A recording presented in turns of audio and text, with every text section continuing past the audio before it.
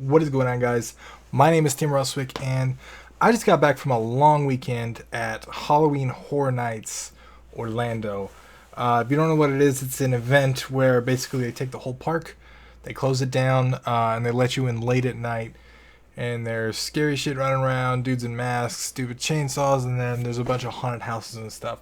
And it was awesome. It was really cool. My girlfriend took me. We went there, had a ton of fun, and we were walking down this certain section, and we turned the corner, and I see this big road sign that said "United We Purge," and then I look around, and I realize this entire it was like a city block, and there's just people for days, and there's like a school bus with like some chick on a microphone with a machete in her hand screaming stuff, and like there's people walking around dressed up like the Purge, like actual employees.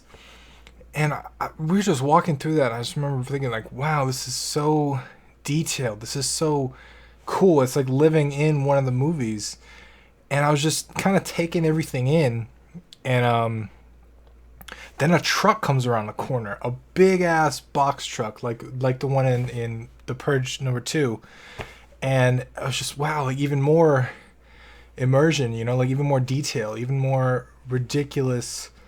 Like it was just really cool to see that. I felt like I was really in the world of The Purge, and then on top of that, I realized that there were like bloody people running around like victims of the Purge members, and I realized that those are paid staff too. It wasn't just the people in masks with the chainsaws or the bats that were actually like paid staff, but there was people running around that were paid to be scared, basically. So I was just really surprised at the level of detail that went into that, make that happen. And there's so many like little unnecessary things. Like there was a bunch of Christmas lights on this parked car. There was like American flags hanging down everywhere. Like little details that you wouldn't think matter, but when they all came together, it was like, holy shit, this was like an amazing experience. And it reminded me of like in my game development, there's so many times where I thought like, if I just did something that functioned, that worked, I didn't have to worry about all the other stuff. Because if I could just make a basic mechanic, or I could make a basic little thing that worked, like get the jump right, or some kind of super unique mechanic for a mobile game or something, I thought if I could just get that right, then everything else kind of would fall in line and everything else would work. But a perfect example of detail, because I think what I realized about detail over time is that little details like that, they make a big difference in the overall perception of what you're creating. Back in the day, I didn't think so. Back in the day, I thought I could just create a thing, the main thing, and it would all be good. But the more that I play games and research games and look at these things and dissect these things and realize how they work, I realized that details can go a long way, especially to your audience, right? Like, I'm a big Halo fan. Back in the day, one of the details that was really insignificant to the game, it didn't mean anything in the game, but it impressed me, was the little counter on the auto rifle in Halo. When you have the auto rifle out, there's a counter on the auto rifle that counts down, and in bullets, how many bullets are in the auto rifle. Completely unnecessary. It probably doesn't even help you play better, to be honest, but it's a really cool little detail.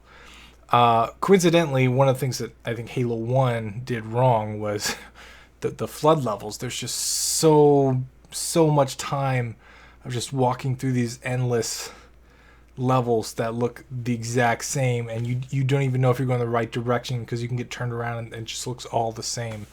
So that's the things that they did wrong. Lack of detail. But little details can go a long way, and especially when you're talking about interactive experiences, like Halloween Horror Nights and like video games. These experiences can really immerse someone in the world that pays attention to the details. And a lot of people, they don't realize which individual detail made the experience real for them. They don't look at things as this plus this. They look at things as a cohesive whole. And when you have all these little details and you've paid attention to it, and you've actually put effort into the fact that you're creating something, and you want that thing to really be immersive. You want it to be cool. You want them to find stuff you didn't expect them to find.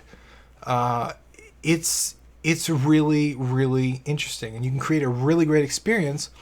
You just have to pay attention to the details, because details, especially aesthetic details, they matter. They really matter a lot in a game. But even beyond aesthetics, I mean, taking proper care to look at the right font for your game, right? Like going through a few fonts, figuring out which one really matches the identity of your game, which one makes it look good. Colors are a big one. Obviously, if you're not paying attention to colors, you're doing something wrong. But colors, detail in colors is a really, really big one. Secrets, hidden stuff, collectible stuff, like all that stuff, it just adds so much. And I'm usually the guy that talks about the minimum viable game, the MVG, the start small and iterate, and all that. And so I realize adding these details can kind of, for the beginner, maybe it's something that you put off for a little while. But as you start to design games and as you build more and more of them, I think you'll realize that the importance of details cannot be understated. Little details make a big difference in a game.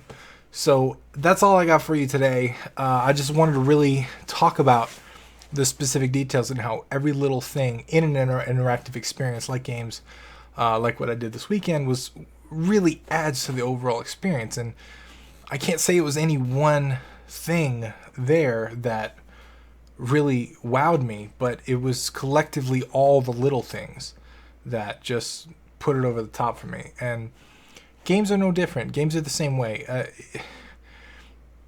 Sometimes people will play a game and they won't understand why they like it. But usually it has to do with the collective addition of multiple details and the care that a developer will put into their labor of love.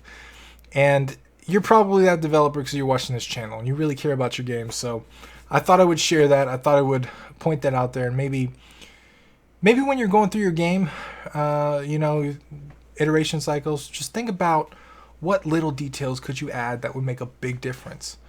What little minor things that may not have a functional purpose can make a big difference.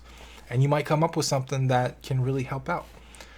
So that's my message for today. I hope you guys liked it. If you think details are important or you disagree with me, leave a comment below because I would love to hear from you. I always want to start a discussion in the comments. But once again, I'm Tim Rustwick, and I will see you tomorrow.